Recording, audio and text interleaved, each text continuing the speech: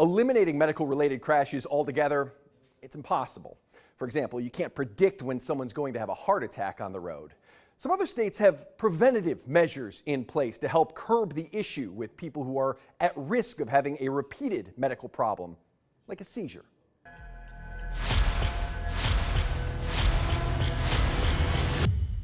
It didn't seem real. I thought me and my son died.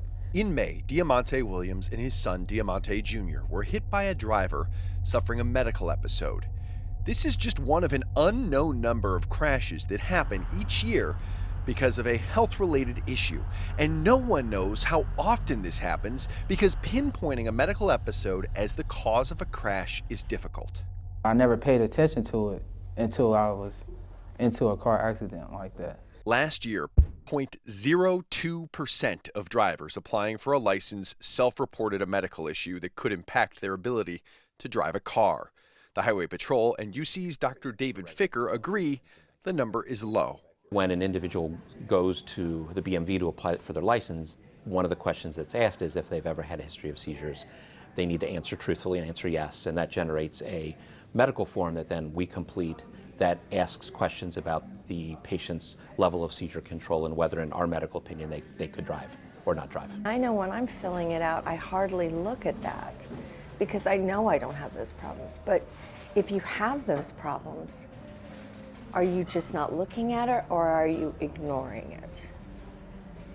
That's scary to me.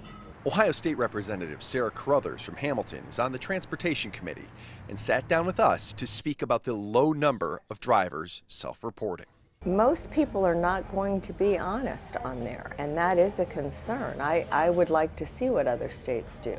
So did we. We found 6 states across the country requiring doctors to report certain medical episodes to the BMV, not giving patients the option to lie on an application. In addition to a legal requirement for you and your physician to report medical issues, the DMV in Nevada gives your spouse or close relative the option to report medical concerns. In California, all you need is a person's name, approximate age, and address to request a re-examination from the DMV.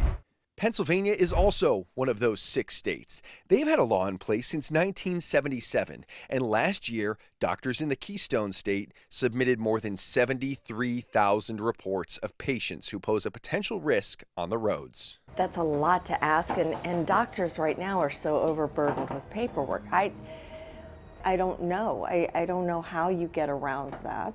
I don't want to be a nanny state by any stretch of the imagination, but I want to keep people safe. If you knowing that you have those conditions, you shouldn't be on the road, and it can affect somebody, like how it affected us. By the grace of God, we survived, but it could have been something else, I could have lost my life, or my son could have lost his life, so it is very concerning. In Ohio, Dr. Ficker said if he recommends a driver stay off the road and he does not feel they will listen, there is a way through the BMV for him to report that driver to the state, but he does need the patient's sign off on it so he can discuss their medical issues. It's also worth noting the BMV does not keep statistics on how often doctors use their physician reporting tool. They also don't keep records on how often they're prosecuting drivers who lie on their license application or renewal. In studio for Fox 19 Investigates, I'm Ken Brown.